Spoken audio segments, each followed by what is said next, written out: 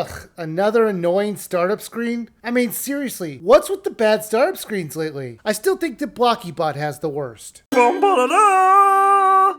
Minigame Madness Volume 1. This is the title screen for this game. Well, there really is no title screen, but this is the menu for the game. At first, I thought my TV was going out, until I realized I don't live in 1989 and I don't have an old-fashioned TV. This has to be the worst way to set up a minigame collection. However, I'm happy to say it does get better though. Now before I get into this, I do have to say that I've sent this game from the publisher. So I'm disclosing that like I always do. There are 4 games in this collection. A board game, a farming simulator, Flappy Bird clone, and an endless runner. That is sure a random set of games to put in a collection, but I guess it's a little bit for everyone. What is nice though is that it can all be played off TV, on the gamepad. First off, just so you know, these games are okay. I'm going to talk about them from best to worst, which oddly enough is almost in the order that the way the games are laid out in the menu. Eels and Ladders. It's just snakes and ladders in video game form. Most of you probably know it by another name, Milton Bradley's Chutes and Ladders. The goal is to go up from number 1 to number 100. You roll 1 die and you keep progressing through the board, numerically. If your roll lands on an eel's head, you slide down to the tail. If you land on a ladder, you go up. This is a simple game for kids to play, and I think that they would find it fun. There are multiple boards with different backgrounds. These backgrounds actually have different positions for the eels and the ladders, so that was a cool little detail that I wasn't expecting. So it's not just the same game over and over again. You can play this with 1 or 2 players. I do wish the board was bigger, and the little area you used to roll the dice was just a little too small. Why not have the whole screen being able to roll the dice? That way younger kids find it very easy to do.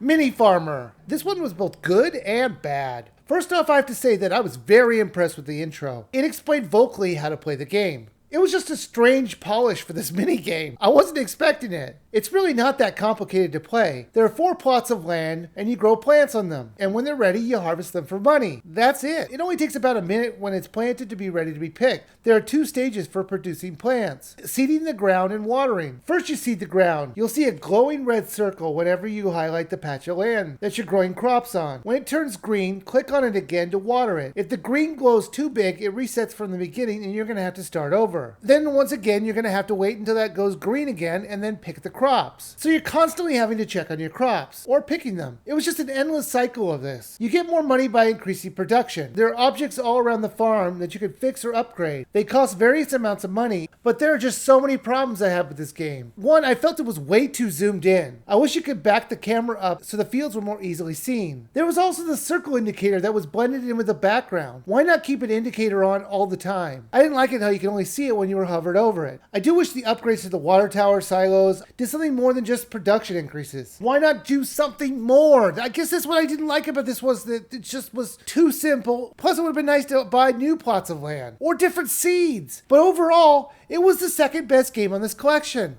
Cave Run, the Lost Gems Edition. This is an endless runner in 3D. It's not bad, just kind of pointless. Sure, you collect gems, but you never stop to admire them. You moon jump over the crevices, avoiding the obstacles that will either speed you up or slow you down. You keep doing this until you die. I did like the way the world was always changing, but overall it was pretty shallow. But that's nothing compared to the emptiness of the last game. Copter! It's an endless flyer. For some reason your copter is flying around in the cave, which maybe is dropping off that character who's running around collecting gems in that previous game I was talking about. Now graphically it looks so simple, and it feels like they just threw it together in an afternoon. There is no style or feel to it. It's just a garbage Flappy Bird-esque clone. There's no reason to have this other than padding out the game collection. And I actually feel the presence of this collection actually takes down the quality of the whole package. Minigame Madness Volume 1 was a very mixed bag. 2 of the games were good in their own way, but the other 2 were just okay or awful. As a collection, it was just very inconsistent. They're asking $4.99 for this. And while this collection isn't bad, it definitely isn't worth that. I would wait till it's on sale.